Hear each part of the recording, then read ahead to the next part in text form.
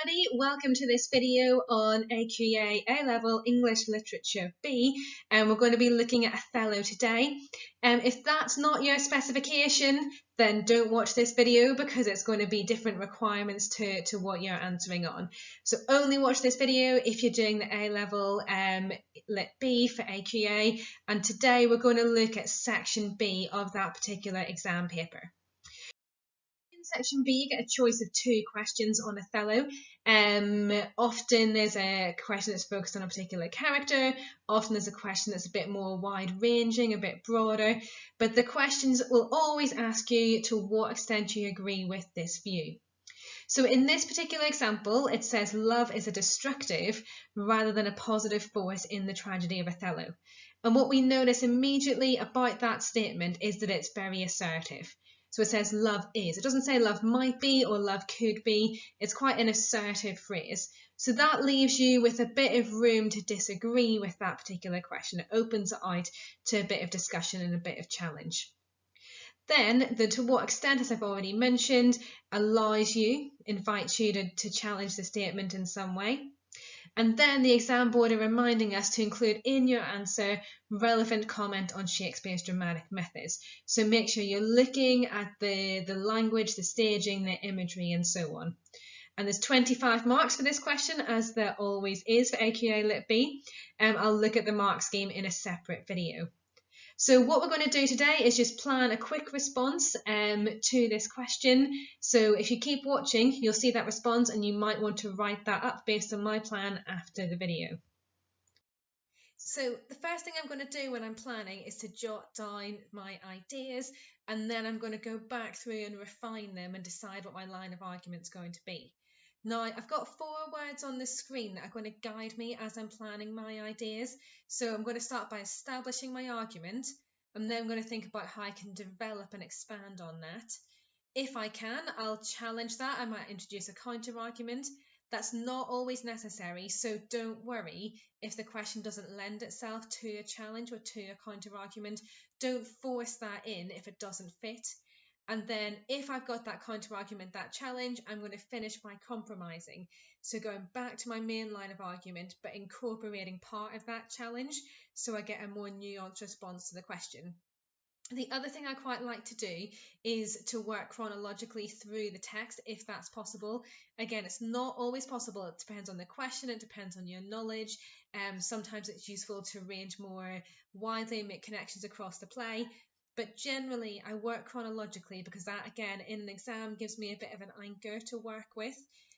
So I'm going to start with establishing my argument. I'm going to say that in Act 1, Desdemona's love for Othello is presented as a challenge to traditional patriarchal beliefs. Okay, sounds a little bit like I'm disagreeing with the question here. And then I'm going to develop this a little bit, just get some evidence in there. I'm going to say contrasts to the comical Brabantio. Desdemona is confident, admirable, defending her marriage, and I'm not going to put my full quotations in because I don't want to use too much time on the exam. But she has a quotation where she says, I'd have loved the more to live with him. Othello suggests that Desdemona was maybe guiding the marriage, being a little bit more determined than he was, and he says, upon this hint I spake, so that Desdemona was giving him hints and that he spoke because of that.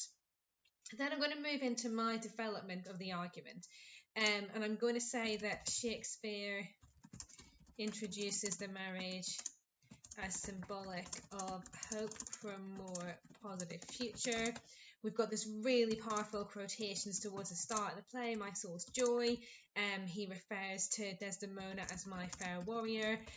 You know, you do have the objectification there in the fair, but you also have that recognition that Othello knows that he's married someone who's strong. He maybe hasn't quite thought through the consequences of that, so that's going to lead us into the challenge. So I'm going to say from the outset of the play, Shakespeare also sowed seeds of doubt about the marriages precarious foundations. So you might look at the My Fair Warrior there and unpick some of the complications of that quotation. Another good one for this is she loved me for the dangers I had passed, and I loved her that she did pity them. Again, I'm not going to put the full quotation in because I don't want to waste my time too much when I'm planning in the exam. I might then go on to develop this idea of doubt in the marriage from the start. So I might say that Shakespeare presents Desdemona as entering into the marriage in the belief that she is gaining freedom, but actually we know that Othello says, I won his daughter, and we know that potentially Desdemona is being quite naive about the exact nature of the marriage, that's maybe not quite as equal as she thought it would be. And that actually in lots of ways Othello conforms to the patriarchal expectations of society. Later in the play is a really interesting quotation. Desdemona says, whatever you be, I am obedient. So maybe we see her here conforming more to the expectations that she thought she was escaping when she made that marriage. Okay, and then my compromise section. So I've developed my argument, I've had my challenge, and now what we need to do is to put these ideas together. So you could completely debunk your challenge and say, actually, I don't agree with that, I think that's wrong. But I think a more nuanced way of doing this is to bring them together and to explore how that challenge might enhance your main argument. So I'm going to say here that despite the initial sense of hope, ultimately Shakespeare reveals how easily love can be corrupted by external pressures. So for example, Iago says, I will turn her virtue into pitch, and out of her goodness make the mesh that shall enmesh them, make the net that shall enmesh them all. So we have that sense of corruption there.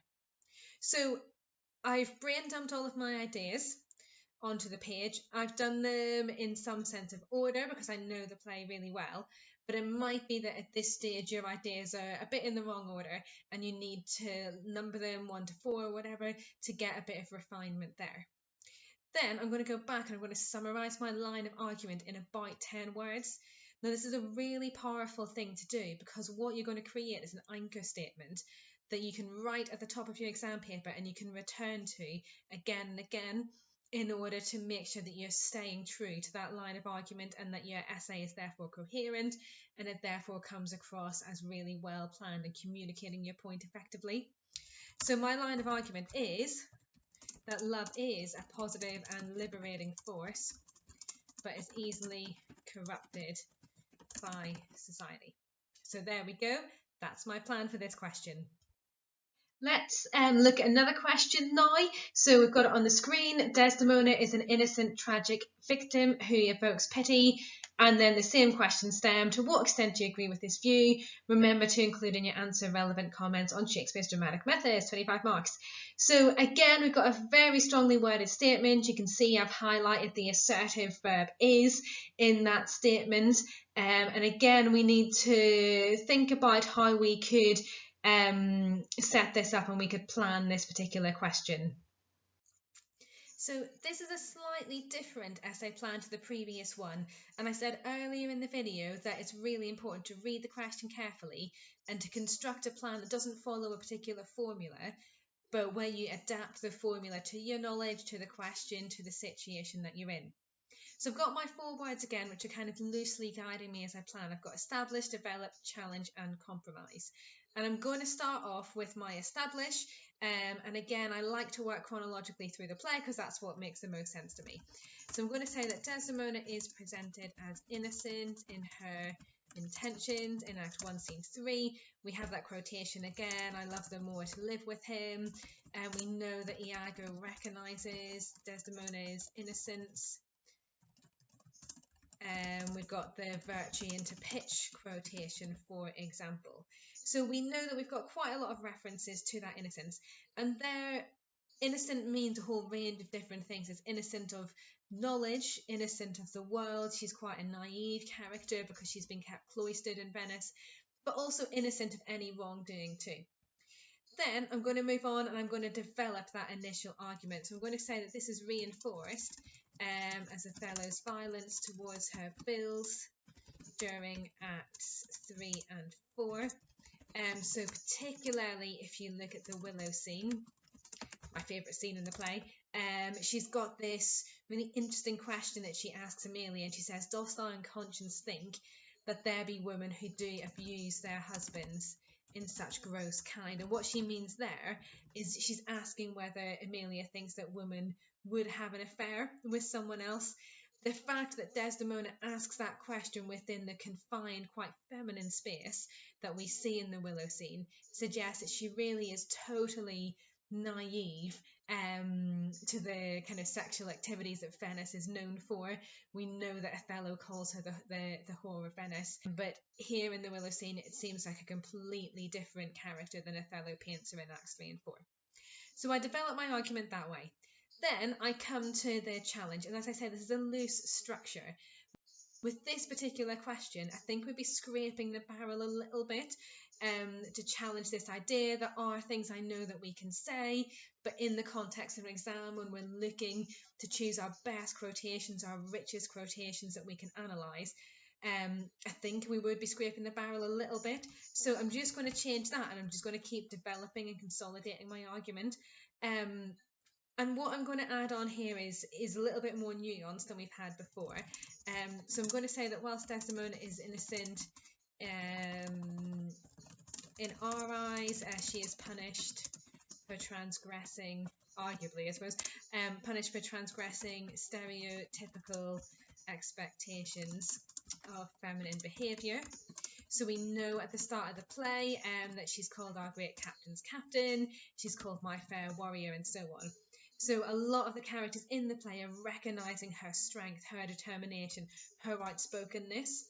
So is Shakespeare suggesting the outspoken, determined woman will inevitably be vanquished by social expectations? You know, we see that in Macbeth, don't we? The death of Lady Macbeth at the end of the play. We see that in Antony and Cleopatra as well. We often in the tragedy see strong women who are vanquished in some way. So then my last bit, I've said compromise here. However, we don't have a challenge to compromise on. So I'm going to change that to develop again because it fits with the context of my question better. And I like to work chronologically through the play. I've started in Act 1, I've worked through, jumped around a bit in my third paragraph, but I'm going to finish with Act 5. So I'm going to say in Act 5, Scene 2, Shakespeare emphasises Desdemona's tragic innocence in the face of death. She is smooth as monumental alabaster. So the imagery there suggests her passiveness, her lack of action in the play, which of course links in with that idea of innocence. The white colour of alabaster we know symbolises innocence as well. Also, after she dies the first time and is temporarily resurrected, she claims that she has committed this deed herself. So she says, "Nobody, I myself," and says farewell to Amelia. So we've got all of our ideas there. Now that I've jotted all of them down, if they were in a disorganised fashion, I would then go through and number them, but it's okay, I know the play well, so I've been able to jot them down in order. And then I'm going to go back and make my line of argument in 10 words.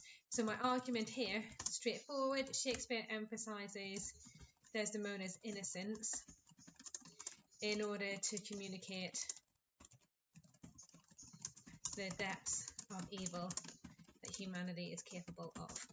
Okay, I'm not going to go on in this particular video to show you how I would write the introduction and the analytical paragraphs and so on, because I've got lots of other videos where I do that, but I would direct you to the resources that are at the bottom of the page.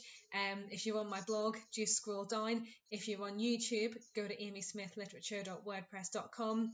There's lots of past paper questions on the Othello page there, so I suggest that you download those and you have a go at planning or writing some essays based on those.